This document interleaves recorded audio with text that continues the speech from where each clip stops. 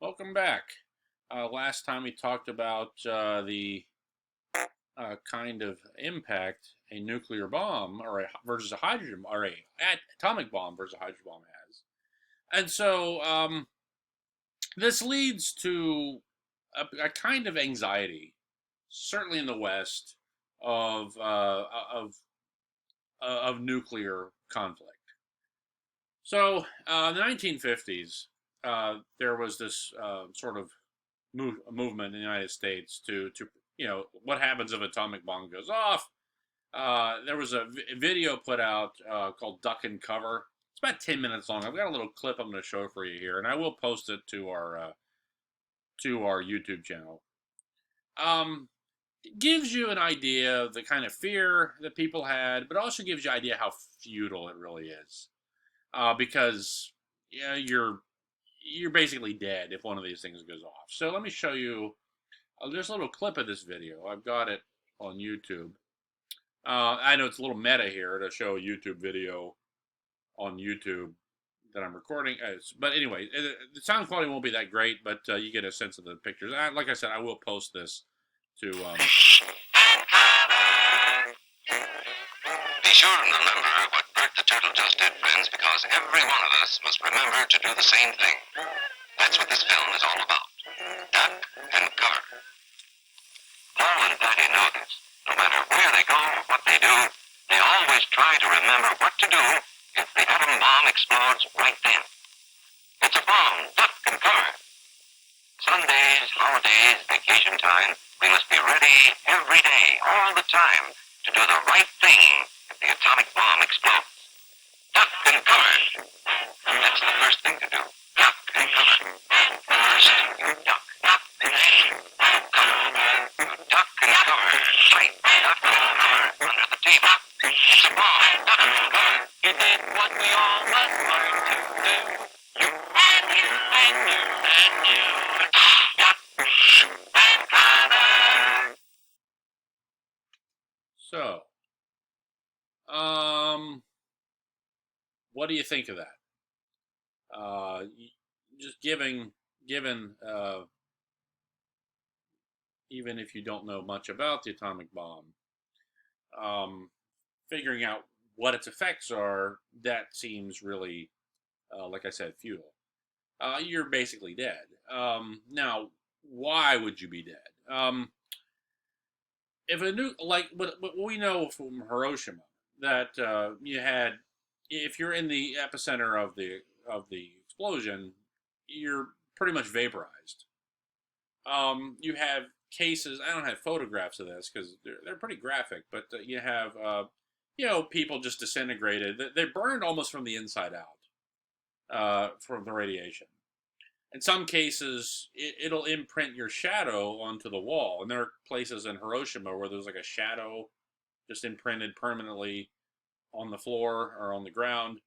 That's from the radiation, the particles sifting through the body, and just imprinting your shadow. It's very, very creepy kind of event that you get that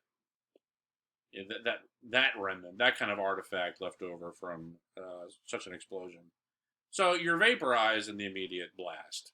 Like I said, look at the blast radius here, or the blast diameter. H bomb 20 miles. I mean, if you're within that 20-mile circle, you're going to be vaporized. So duck and cover won't do much. And the bomb is so powerful, you'll have up to 2,000 mile per hour winds. 2,000 miles per hour. I mean, what are hurricanes or 100 miles per hour? Tornadoes can get up to 170, 150, 2,000 miles per hour. So you're blowing down all the buildings. You're just wiping everything out. And that and the tremendous heat will burn you to a crisp. Then you have the problem of fallout. Whenever the United States tested the atomic bomb or the hydrogen bomb in Bikini Atoll in the 1950s, there were Japanese shipmen 100 miles away. And what they noticed, they were out to sea, and this strange ash was coming down. And they all developed radiation poisoning. They all developed radiation poisoning. Some of them developed cancer. A lot of them died. So 100 miles away, you could have problems with fallout because the radioactive ash. Remember that mushroom cloud goes clear up into the atmosphere, and then it rains, and then winds pick it up, and that radiation could go pretty much all over the world.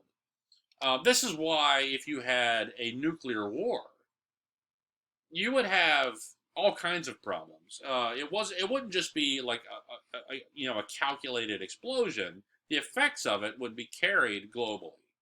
So scientists worry about this. If you had an all-out nuclear war, you would have what's called nuclear winter. And there are several things about this that there'd be so much ash in the air that it would block out the sun's rays, and crops would fail, and so you'd have mass starvation. You'd have pretty much the end of the world. Death, mass death as a result of just a few nuclear explosions. I'm not sure how many. I don't remember how many nuclear explosions they said the world could handle, but it's not many.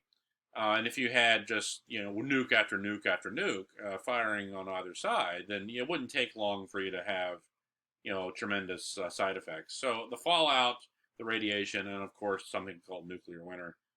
Um, all aspects of nuclear war. So obviously, there's a stalemate here. You can't fight a World War III because everybody will die.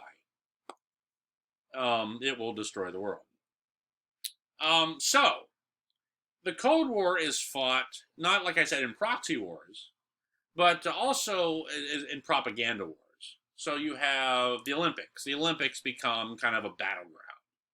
So you have, even into the 80s, the United States basketball team versus the Soviet basketball team, and they go to the gold medal. And like, yeah, the thing with the hockey team. I'm not a big sports fan. I know a little bit about this, but I've watched some of the videos. But the hockey team, the United States hockey team, I think defeated the Soviet hockey team and won Olympics.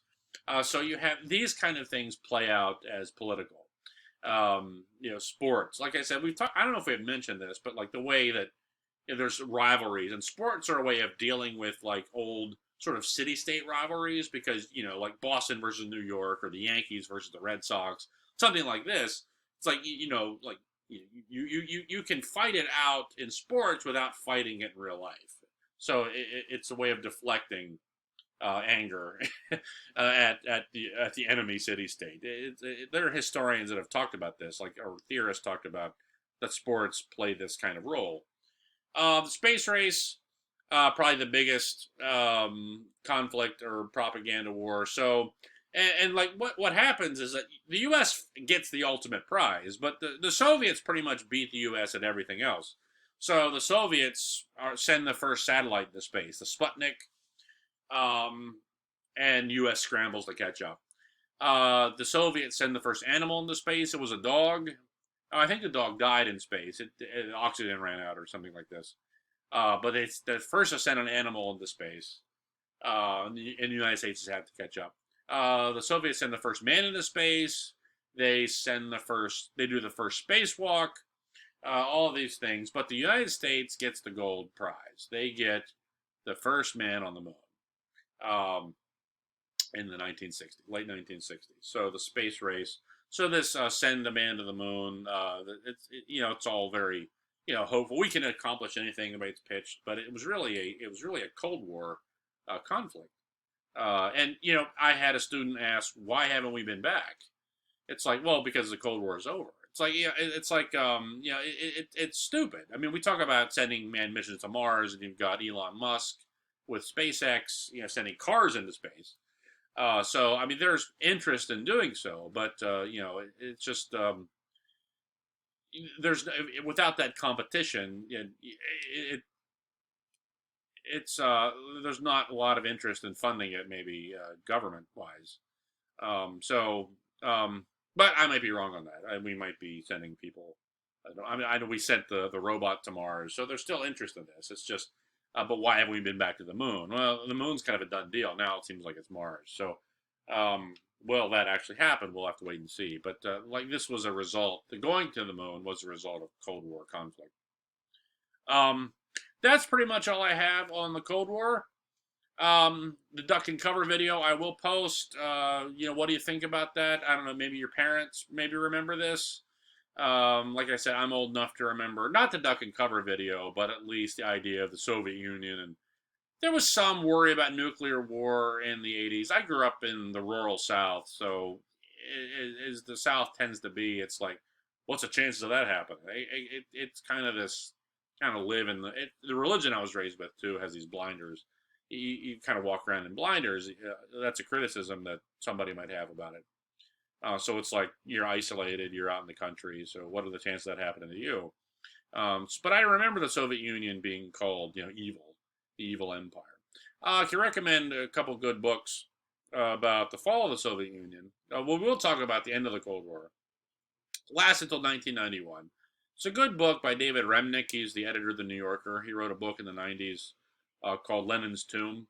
I'm currently reading it. It's excellent. It talks about the sort of the Soviet state and the Stalin terrors, and he interviews dozens of people on either side. Anti-Soviets, pro-Soviets, the Russian far right. He interviews them, and just how when you have a system collapse, a lot of things will rise to take its place to vie for the place. That's why anarchism. It's criticism I have of anarchism that's it's a fiction, right? Because something will take the place of that power. You have a power vacuum, and something worse might come along. So it's something to think about with the end of the Cold War, and certainly the end of what we call neoliberalism. So we'll talk about all this in the future. So I'll stop here. Expect a video probably this weekend on the Korean War. I'll get back to making videos a little more regularly. So send me emails if you have questions. So ciao for now.